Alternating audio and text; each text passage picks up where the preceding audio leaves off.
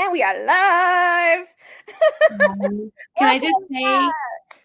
oh yeah, hi guys. There are people watching. I forget. I was just gonna talk about your hair, but it's like people are watching. They're here Oh, for a yeah. reason. Welcome Hi back to guys. Dossier, everyone. Yes, I know. I put in dry shampoo today so I can have some body. Nice. I love it. Yes, welcome. It's been a while. I was trying to figure out what was the last NA Dossier we did. It was with parentheses, and I think that was like early Yeah. September. So we keep things super sporadic here. But it's a Okay. very, very special episode that we're excited to get into in just a little bit. But we usually do our intros, catch up, and then episode. So let me Mhm. just go ahead and say hi, friends. If you're just tuning in for the first time, my name is Laura Silverman. I am the founder of Zero Proof Nation, a global non-alcoholic resource hub. I like to call myself the nexus of NA because chances are I know someone or know everyone or almost everyone who are direct or indirect adjacent players in the non-alcoholic industry. And just so, hold on, we got to get this. Oh, I didn't have the hold on. Yes, I'm a working girl now, so I'm on my lunch break. And we'll talk about that in a second.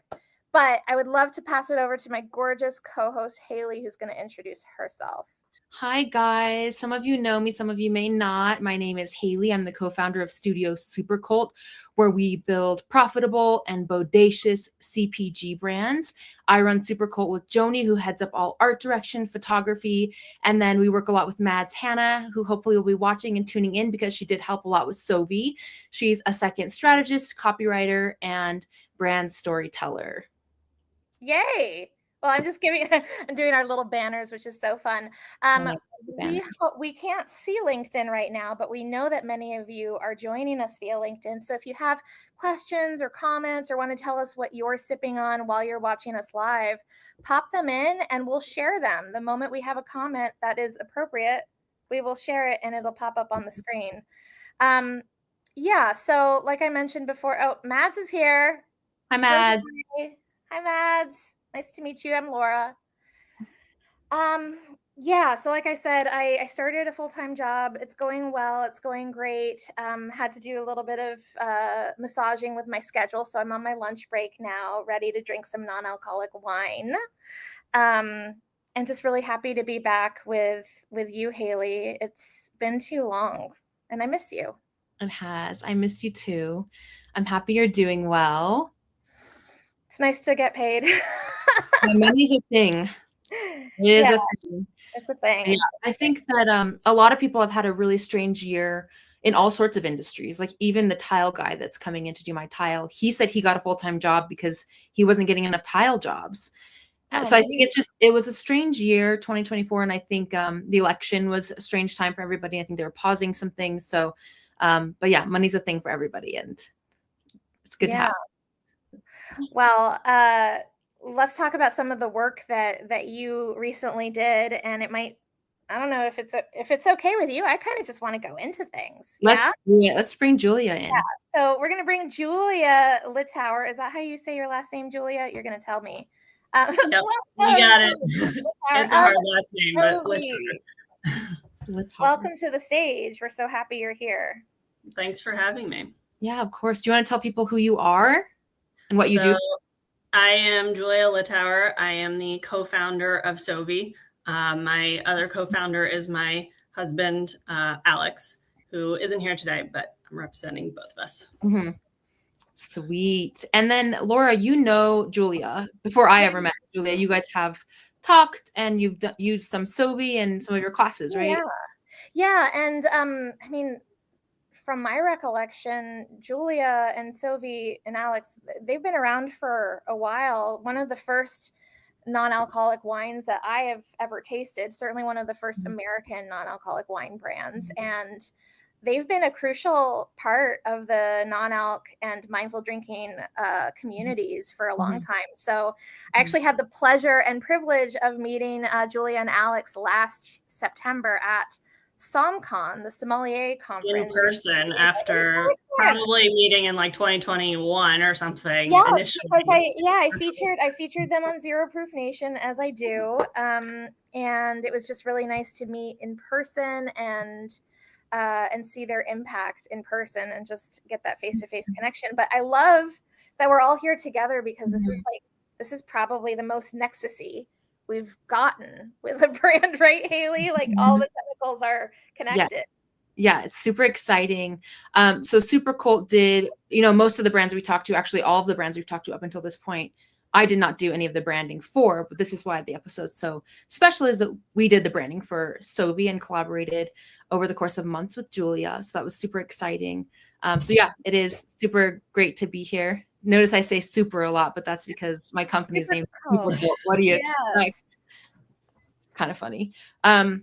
So I just wanted to chat a bit about where the brand was when Laura and you met Julia, where the brand was back then, and why Julia was seeking a rebrand.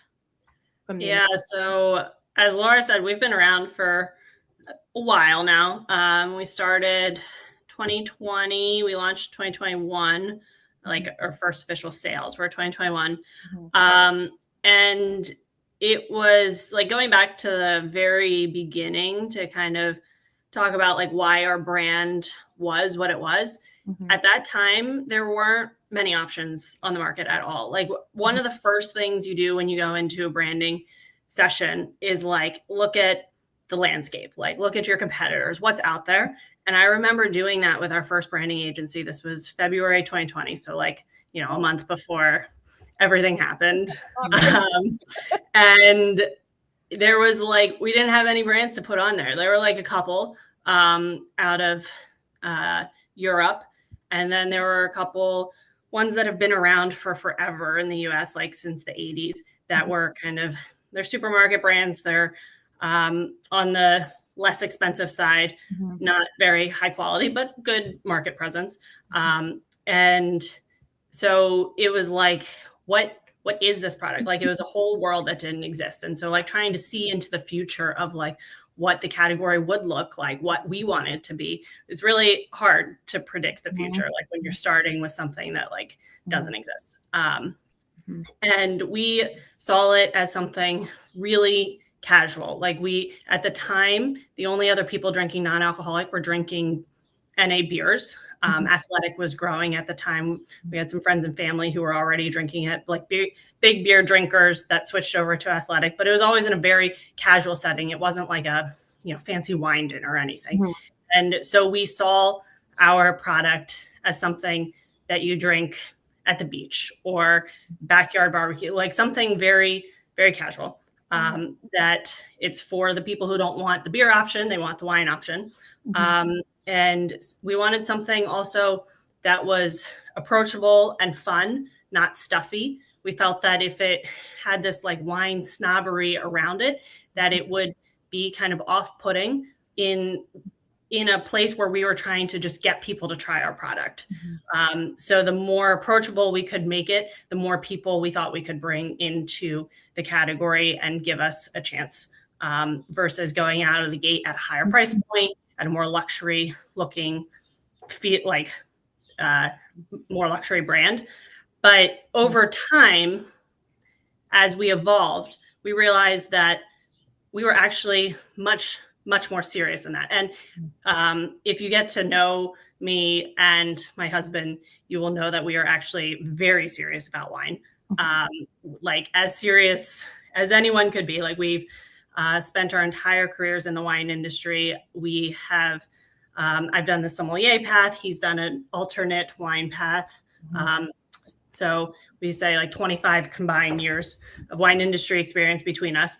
And we cared so much and do still care about the product quality.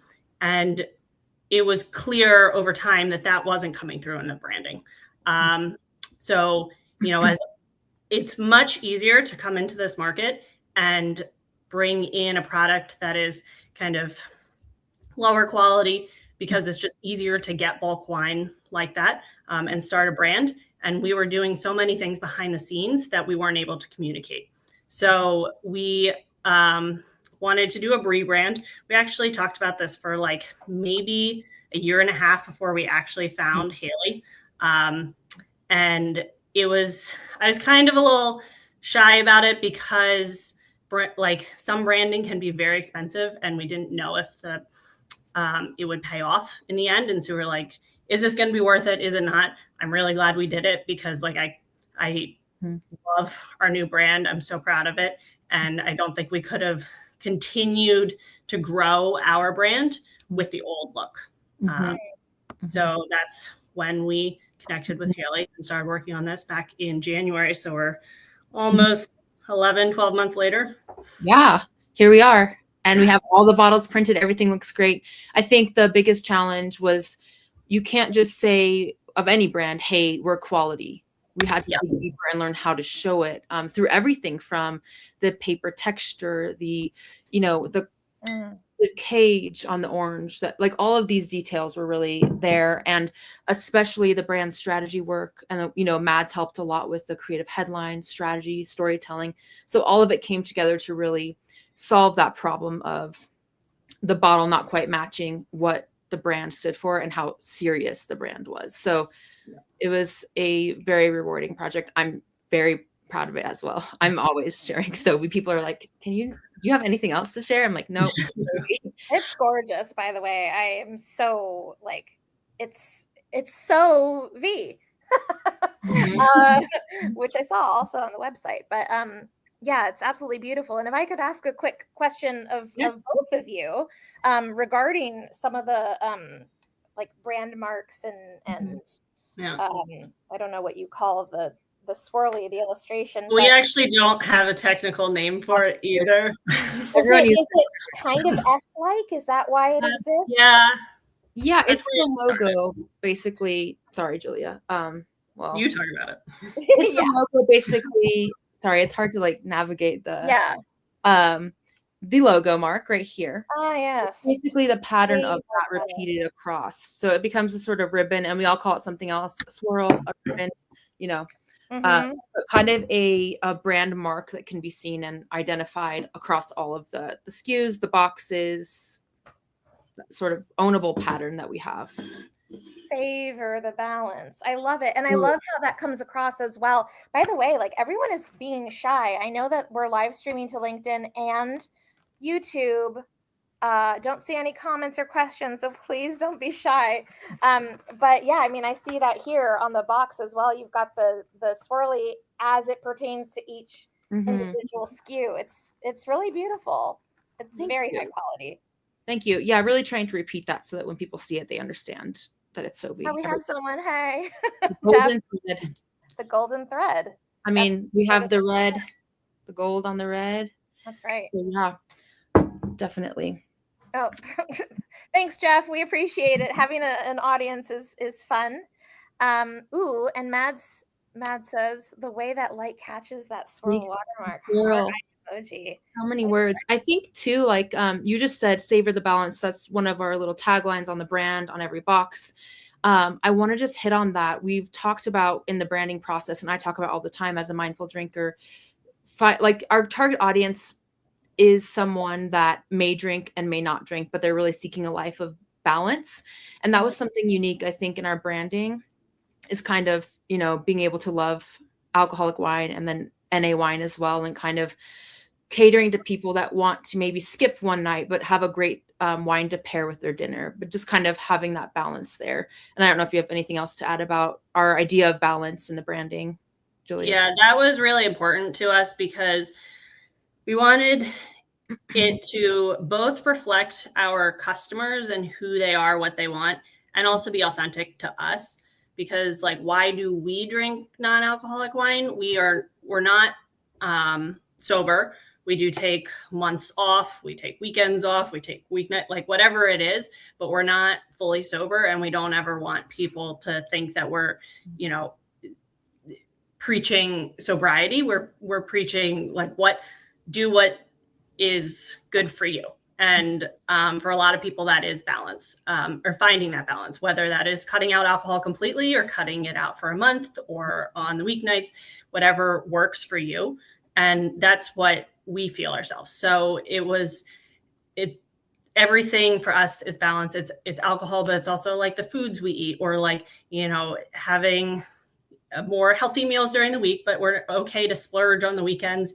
And so we wanted that to come through with the branding, it's in our brand story, talking about creating non-alcoholic wines for a balanced lifestyle. And then we have the Savor the Balance mark almost on like all of our packaging. Yeah. Can you both talk a little bit about sort of the genesis of that deep green color and how that came about? Because I love it. It's very like rich and opulent, but not like snobby. Don't get me wrong. It's just like it's elegant. We had a teal in our previous branding. It was our main logo. This one is a little bit more green and a little bit deeper. Yeah, there it is. Than it was originally, but we were changing so much about the branding. The logo was different. A lot of the colors were going to be different. So we wanted something to kind of connect it to the old, which is why we kept that main color. I also really just love green. I think it's a beautiful color to add in, that it's less expected. You don't see a lot of wine brands with. I wanted to drink it before it gets warm, so I'm just going to pour myself a glass while we talk. It's also a little earthy, and we really have this pillar of sustainability and caring for the earth and partnering with conscious growers and that kind of thing. So I think that green really tied everything together well. And Laura will be tasting the orange wine, the Wild. I'm so excited. I've been dying to try this. And by the way, we just have a compliment. We showed it before, but I just want to give Nicole some kudos for giving you kudos. She says, beautiful, unique, modern, yet classic. Great job. Yes, I agree. They did a fantastic job together. Well, let's I'll do a little quick show of each bottle I have in front of me now, and then we can taste and talk about the wine. I'm just gonna taste, but I'll keep my observations to myself for now. I just like to. Yes, keep it to yourself. Just joking. We have the Reserve Red, which is actually newer. Julia, can you tell us a little bit about this one? It just came out, right? Yeah. So the Reserve Red, we've made the Reserve Red in the past. So that's our third release of it. Our first one, I think we released in 2021. And no, 2022. So every year we do it, and every year the blend changes a little bit, but we keep the style the same. So it's a much more elegant wine. It is aged in oak for a very long time. So the base wine of that is a 2018 vintage. And then it's blended with the newest release, it's blended with 2023. So the 2018 is Tempranillo, the 2023 is Malbec. It was aged in French and American oak for more than 6 years, which is actually like really uncommon in wine. You can see it in some regions like Rioja. In Spain, they'll do extended aging, but you don't see it much in the US. Honestly, it's not cost efficient to keep wine in the cellar in oak for 6 years. But for us, we were able to find this wine with our partner vineyard and winery. They had it just kind of sitting in the back of their cellar, forgotten. And it was when we ran it through the de-alc process, it was so savory and oak driven. And we thought that was so unique. It's really hard to find wines like that that work when you remove the alcohol, but also there aren't many non-alcoholic wines that really show oak, real oak, not like added flavors. Like it is truly the oak aging the wine that's coming through. But because it's so savory, we blend it with a younger Malbec to kind of balance it out. And give some fruit back in. So that's why we do a multi-vintage on it. So it is similar to last year's release, same blend. It's 1 year younger of Malbec in this one, but it's obviously got its new label on this release too. What would you pair this with if you were having like this at a holiday party or something like that? This is for the main meal. This is definitely for the whatever roast you're cooking. You could do it at Thanksgiving. It's much more savory, so it goes with a lot of like fall foods like mushrooms, roasted meats, roasted vegetables. So it's perfect for the fall and winter dishes. Last year, it was featured in the New York Times picks for Thanksgiving. So we were really excited about that. And this year we're encouraging people to pick a bottle up for Thanksgiving because it's definitely worthy of the main meal. I love Mama that. and Papa, if you're watching, because you said you were going to, I'm going to bring a bottle of Reserve Red over for Thanksgiving and we can all try it. Look forward Woo! to it. And then we have our Chenin Blanc. So that wine is that's all Chenin Blanc, and that is 2022 vintage. So that's the second release of that wine. First time in its new label like that. And that is, it also sees extended aging. So I think it was 18 months on its lees. So lees is technically like dead yeast, which doesn't sound so great, but it's basically what's in the tank after fermentation. And so it just adds this like texture and character to the wine. And the extended aging kind of softens it out. It gives it a more like creamy texture. And so that one, it's definitely, it's more elegant. It's pretty crisp and dry, and it's got a lot of like apple, lemon notes to it. So definitely want to pair it with kind of lighter dishes as to not overpower it, because it's not like in your face like an oaky Chardonnay. It's more refined. It's like a salmon or some kind of a salad. Yeah, fish salad. Yeah. Is that a still, Julia? Is the Chenin Blanc a still? That is a still. Yeah. Okay. We also use Chenin Blanc in our sparkling white. It's a portion of our sparkling white, but in the bottle, it's on its own. Sparkling Here are white. our cans, right? Yeah. I love that you have such a wide range, by the way. We've got the sparkling orange wine, the Wild Child, in a bottle, and the Reserve Red and the Chenin Blanc in bottles. And then we've got our cans, which leads me to an interesting question from Jeff. I'm going to post it, and then so Jeff says RTDs are expected to outperform total alcoholic drinks over the next 5 years. Are you seeing this, Julia, this trend in terms of the sales of your cans versus bottles? Yeah, so we started out as cans, and we definitely got more distribution of the cans earlier on, so they're just more widely known. So I don't know exactly where we are today, but when I was looking at it like 6 months to a year ago, we were about 80% cans versus bottles.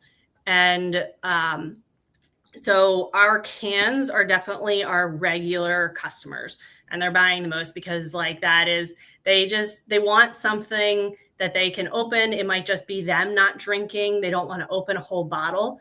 And so people love the cans for that reason. But what I'm saying, I haven't looked at it recently, is our bottles seem to be gaining momentum, probably the new great look on them as well. I think so, yeah. But it's also like seasonal. So in the summer, RTDs are going to be great. At the holidays, people want the bottles. They don't want to bring cans to someone's Thanksgiving. Like they want to bring a bottle. This is the best comment yet. Yes. My mom approves. She says, excellent. Bring the Sovi. Yes, your mom is watching, Laura. I heart NA Dossier. Everyone meet my mom. She's so cute. And she's my biggest support. Well, my parents are my biggest supporters, and they are big fans of non-alc products. They're mindful drinkers. They drink a little bit of alcohol here and there, but they've really embraced the bandwagon with me. So thanks, Mama. Yeah, so we also have another question while we're talking about the product, and I know that you have quite a lot of presence, Julia, in bottle shops, online, in different sort of wine shops around the country and possibly world. But let's see what, Nicole wants to know where it's distributed, if you want to talk a little bit about where We are distributed. We have a couple regional distributors across the U.S. and in Canada, but we sell directly to retailers and restaurants anywhere in the U.S. So it's a mix of having distributors and direct retail. So chances are there's a store near you that carries it, but we're in more kind of boutique stores, higher end grocery, wine shops, etc. We're not in big grocery chains. We're definitely on the more premium side of the market, as such, in smaller types of stores. Yeah. Should we do a little tasting now? Because I'd love for, I mean, we can come back to, I think we're going to sprinkle branding and design questions throughout, but I would love if Julia wants to walk us through the two skins that we've chosen to sip on today. Yeah. You finally got that bottle of Reserve Red open? I was a little nervous. I'm like, I don't know if I'm going to get this open. How embarrassing would that be? But yes, it's open. It's in my glass. So yeah, Julia, do you want to take us through Yeah, I saw a question following up on the distribution. Yes, we are available direct to consumer. So we ship all 50 states from our website. Sovi.com. Yes. Yes. So what are we tasting? The Reserve Red? Yes. That's what Haylee has, and I've got the orange wine. But let's start with the Reserve Red, and then so I already talked about the wine making of that, and then taste profile. It's pretty savory. So it's gonna get some oak notes, which are kind of like baking spices, and more dried fruit. You get a little bit of like fresh jammy fruit because we talked about how we put the younger wine in there. But we always say that style is savory and elegant versus our red blend cans are more like fresh, juicy, easy drinking. This one is more serious. Which is the wild, or no, the free spirited. And is that, by the way, is that free spirited sparkling red blend or still? It's still. Okay. Yeah. Amazing. Okay. What do you think, Haylee? Oh no, it's great. I was looking at, we had another comment pop up. No, it's great. I'm trying to I don't know all about how to taste and smell wine, but I'm figuring smelling's right first. Tasting. Yeah. I play an expert on TV. I'm actually not a wine expert myself, but I want to talk about Wild Child now. So it's a sparkling orange wine, and the orange color is from the exposed skin, prolonged skin contact of the grapes. So there's not actually orange. There's no orange. There's no orange in that wine. It is grapes. Okay. That's what I was tasting, like sparkling white with some. Yeah. If you think of, so orange wine is kind of like the opposite of rosé. When you're making rosé, you're taking a red grape and you're letting it, you take it off the skins sooner. So like a red grape has like a red purple skin. And that's when you're pressing and fermenting, that is adding color to the wine. With a rosé, there are several different methods to do it, but basically you get a little bit of color, but not a lot. So that's why it's more pink. With orange wine, it's taking a white grape and letting it sit on its skins to give it more color. White grapes typically are just pressed off and the skins are not a part of the process because skins add tannin, they add texture, a lot of things that in a traditional white wine you don't actually want. But if you're trying to make an orange wine, you do want that. This is made with Pinot Gris grapes. So Pinot Gris is actually, if you were to go out to the vineyard and look at it on the vine, you'd probably think it's a red grape because it is like this grayish, pinkish color to the skins versus a lot of white grapes are kind of the green, yellow hues. And so Pinot Gris, same as Pinot Grigio in Italy, same grape.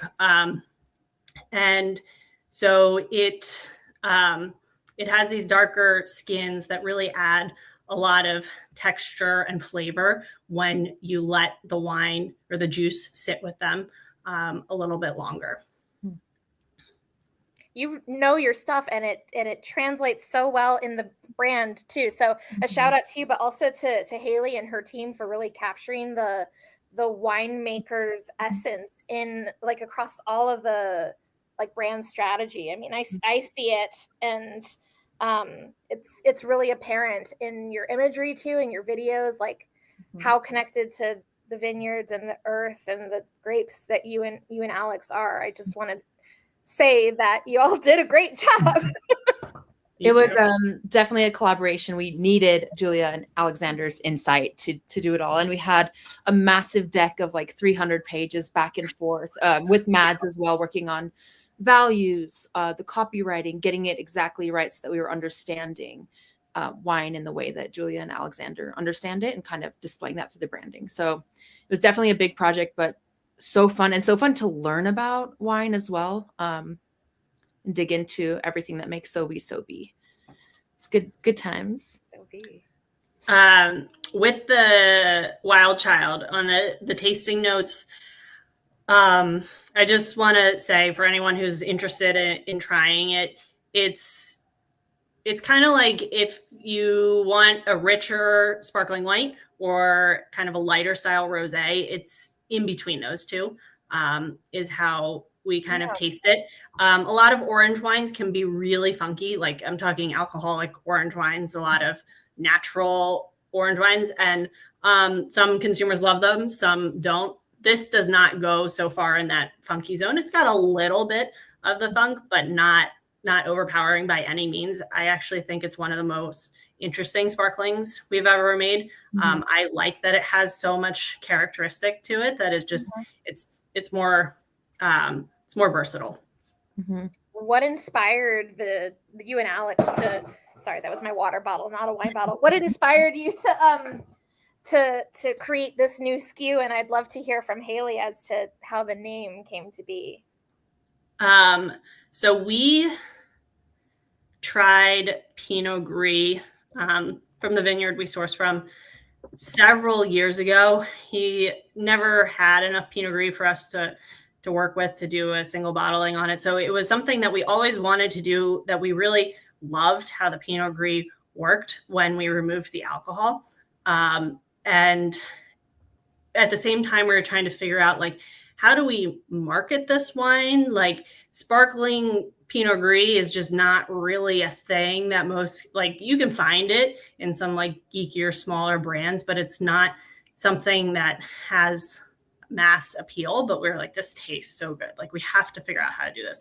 And then we were like, why don't we experiment with some skin contact on it? Because Pinot Gris, as I was saying, in Italy, Pinot Grigio, actually before they started making Pinot Grigio, that is kind of that light, easy drinking wine that you see today. Historically, it was an orange wine. And so we were like, why don't we see what we can do with this? So we did, I think like 1 or 2 vintages. We tried different amounts of skin contact with it before actually deciding to release it. Yeah. And as for the name, Mads Hannah was responsible for naming Wild Child, unless I'm remembering wrong, but I'm pretty sure. Julia, you didn't help with that, right? That was Mads that brought in the name. I think you brought that one in. Who knows? And Mads and I were working on the Free Spirited. Okay. And then I think you suggested it for that wine, but then I was like, no, actually that should go on our wine. Oh yes. It's all been a big collaboration. So it's possible that it started with someone, trickled down, went back and forth. But the reason why the name is the Wild Child is, and correct me if I'm wrong, but orange wine is sort of a trendy, younger, bright, like wine. And it hasn't really been done as much in NA. Is that correct? Well, like it. So yeah. So we really wanted to do like a fun, bright, cool name for that one. So that's kind of where it came from. Foundation. And that does translate. Because the only Mads, creative group effort for sure. I've had like an orange and dealcoholized white to get like actual oranges. It was a Spanish brand. I saw that. I have not tried it, but I'm aware that there's something quite good, like but I don't think it's a different category altogether. And I had never had anything like this before. It's quite good. And you have, so I love all of these call outs, and I'm hoping, Haylee, you can walk us through some of the different like icons and how you've got like the brand displayed on all of the labels. Like, you want to walk us through some of your favorite parts of that? Sure. My favorite part of, excuse me, all the labels, and this is a shout out to Kim Connolly who helped us with print, is all the extra effort that went into the foil, the debossing, the varnish. Like if you do hold a bottle, you'll see there's deep areas that are debossed, there's foil. The quality just feels so great. That's my absolute favorite part. Not many clients are down to foil things. Debossing is when it goes in as opposed to out. Yeah, so the Sovi logo's debossed, it's pressed in, you can feel it. And that was important, I think, to Alexander too, and we had conversations early on that how it feels, the paper and the quality of the print. So shout out to Kim Connolly for helping us get all of that down. And then as far as the icons go, they're very pared down. This isn't a brand that relies heavily on icon callouts like we see in CPG.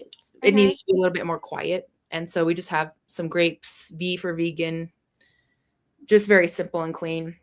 And then, of course, I love this. Callouts aren't common in wine. Like, it's kind of like we're CPG, but we're also wine. And so it's like, if we don't want to go so far into the CPG camp because we want it to feel like a higher end wine, which doesn't have a lot of that.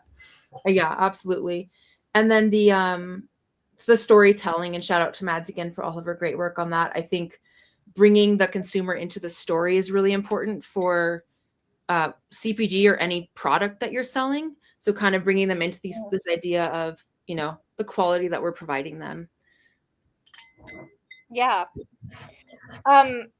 In my mind, I mean, your wines are award winning. Are they actually award winning? Have you entered competitions? We don't actually enter contests. It's not something I personally believe in. A lot of winemakers, if you look at the wine industry, a lot of wineries enter these kind of competitions all the time, because honestly, when you do win an award, it is great for bringing in new customers because you get to say it's award winning. But there are some people that just don't believe in it. And I kind of fall into that camp. Wine, there's so much that goes into it that like doesn't get shown through these award processes. And also it's such a subjective taste. Like, I know that there are going to be people out there that don't like our wines, and that's okay. And this is what we think tastes great. We've put a lot of effort into these wines. We have customers who love them as well. But it's still a subjective taste. And we don't want to rely on these big award shows to show that. People can just read the story. Yeah. That's a personal take. Other brands don't feel the same way. That's just. But I mean, it does. Your products do speak for themselves. The brand does speak for itself. We have a couple of really cool comments, and Haylee, I'd love for you to read them if you wouldn't mind. So much strategy to bring Mads, I don't know what TWC is, to life. A wild child. The wild child. Thank you. I can never catch up. Okay. We created a whole vibe description, bank of adjectives, imagined settings and company to enjoy the variety with, creative headlines, etc. All of it brilliantly brought to life through digital storytelling, touch points, web, social, etc. So yeah, that really, Mads is highlighting how much effort goes into rebranding. It's massive, and there's so many pieces. And then another comment, and then we'll go to Mads's question. Oh, I just showed it. Sorry, Kirk. When a customer holds the bottle, it's a fun way for them to enjoy the wine when it's on the table. And Haylee is totally correct. It adds elegance and premium to the product. I couldn't read for a second. Yes, it is bottled art. Okay, Haylee, back to you to ask Mads's question. What kind of consumer and retailer feedback have you received since introducing the new branding? Did it go smooth? Were people excited, bewildered? She ends with. It has been all positive feedback as far as I know. We've gotten a lot of compliments on the look of the new brand. Our retailers are excited about bringing it in. I think that with that, though, like introducing the Wild Child or bringing back the Chenin Blanc and having interesting products come back that go along with the rebrand was important. If we had just rebranded the cans that were never out of stock, I don't think it would have had as much of a lift as bringing back interesting products, because at the end of the day, like, the brand is important to sell, but also a lot of our retailers love when they get new things to give to their consumers. Yeah, that makes complete sense, because you're changing, you're saying, hey, we're innovating, we have a new brand, and then pushing forward new products to prove that and to make it believable. It's important. Sweet. Are you planning, Julia, on going to any wine shows? Not to get awards, but just to, just to be there in 2025, and/or any sort of non-alcoholic events? Are you coming to Mindful Drinking Fest in January? Will I get to see you there? Tell us what your plans are for connecting with we haven't decided on Mindful Drinking Fest. Honestly, I don't have my 2025 calendar all together yet. It is hard for us. We are literally a team of 2 running this entire business. I don't think that people really realize that, like, we're the only 2 people doing it. So, like, we're very selective with what shows we go to, because when someone's traveling, the other person has all of the work to do. So if there's any shows that anyone thinks that we should be at, please let me know. But we're still kind of figuring out our entire calendar for next year. Well, I hope to see you in January, just because it's such a fantastic way that the mindful drinking and non-alcoholic communities converge and get to meet each other and try so many interesting I totally agree. I mean, I'm on the board of ANBA, so I'm like I am up to date with all these things. We just haven't. Plus, you would come to the karaoke party on Friday that I'm hosting. So, Haylee, if you haven't made plans yet, you should come too. I know. I just wrote a note, because I forget about all of these things all the time, but definitely wrote a note to look into it. I could go on and on. Haylee, do you have anything else? I mean, I feel like we only scratched the surface. We can do so much more, maybe a part 2, but no, just reiterating that this was amazing. It was a big group effort with a lot of people. Joni, photography, Mads Hannah helped with strategy, Kim Connolly helped with print, and then of course leaning on Julia and Alexander. So it's easy to look at this and be like, that's a cool label, but really the work that went into it and all the people and their minds and collaboration was really rewarding. And it's happy to see it out. I'm happy to see it out there. Well, yes, Mads is right. It's so great to see you continue to grow, Julia, and I couldn't be more excited that you and Alex worked with Haylee. It really is kind of the culmination of a lot of different parts of my own world coming together, and it just makes me so happy to see. I'm so proud to see the new brand all over social, and I'm like, I love that wine. That's Haylee too. Like, it's such a special thing for me as well. For us, I can't believe we've been working with her. I mean, we did most of the work in the first half of the year, but that it has taken a good 11 months to get everything out there. I mean, the branding process is so much work. It takes so many people, and then a lot of time and effort to get the products into the world. So our goal was to get everything on shelves by the holidays, and we did that. So the reserve red was the last to come out. Yeah. Perfect. Just in time. Yeah. Well, I will be adding that to some of my holiday gift guides. So plenty of ways that people can support Sovi. And of course, if you want to work with Haylee on a new brand or a rebrand or a refresh or whatever, she is your gal. And I'm here as a connector and an expert. Don't say that. I know. Don't say that. No, I am, but it's just like it's kind of like a, yes, I am an expert, but it's kind of a weird word to get. Yeah. Well, does anyone else have any other questions? Laura, was there anything else you wanted to ask Julia about going into 2025? Just that I hope I get to see you again, and I'll give you all of my feedback. I'll make sure that my mom and my sister-in-law and my dad, and of course me, anyone who tries the Reserve Red or any of the other products that we get to give you our feedback. But yeah, do you have any sort of last thoughts, Julia? Anything that you want to share with the greater community? No, I mean, this has been a great conversation. I highly recommend anyone that we called out that we worked with, Haylee, Mads, Kim, Joni, Laura, as a connector and community builder.